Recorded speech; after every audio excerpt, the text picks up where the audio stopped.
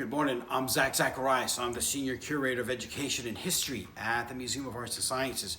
We're going to do a little on-site with Florida history this morning, and we're going to leave Pontoon Landing, and we're going to take about an hour's boat ride down the St. Johns River, headed north to Lake George, and we're going to check out the remnants of an old lighthouse called the Florida Bar, which guided steamships in the steamship era. So it's really hot today. We'll take some precautions. We've got a lot of water and some sunscreen. Let's get going.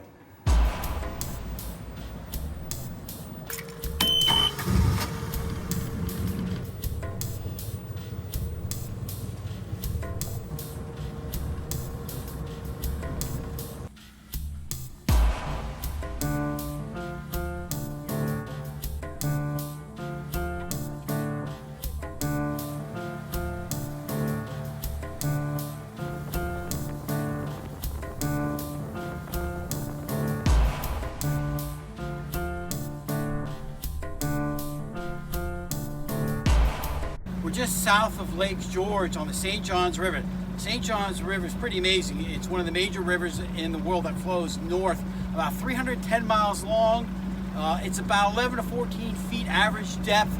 It spills out in Jacksonville, that's where the delta is. It was a major transportation route for early pioneers, settlers, and people coming on vacation from about the late 1830s to about 1912. Obviously, new technology like the railroads knocked it out.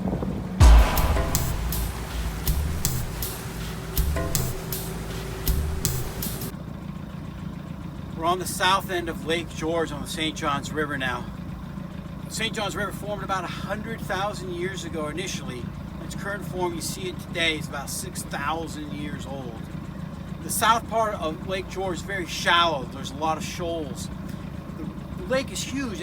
As I said earlier, it's the second largest lake. It's 6 miles across and 11 miles long. So steamboat traffic coming across after the Civil War needed a safe passage. So they made these jetties and they made a lighthouse to guide ships across this lake.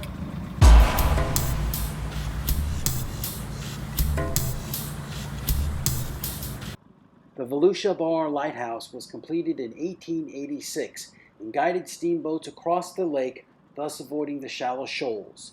The iron foundations were cast in Baltimore and Charleston and set in 2 feet of water.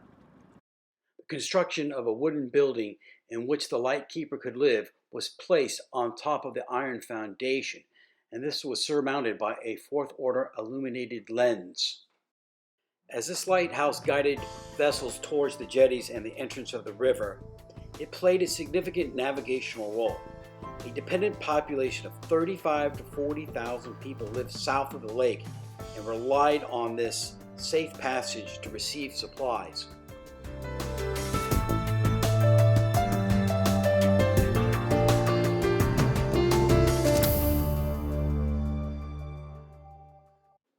In 1916, the fourth order lens was replaced with a foghorn. Tragedy struck in 1938 when the foghorn went silent and the lightkeeper's house was ransacked. The keeper, A.J. Anderson, was missing. A week later, he was found dead floating in the river, a murder mystery that is still unsolved today.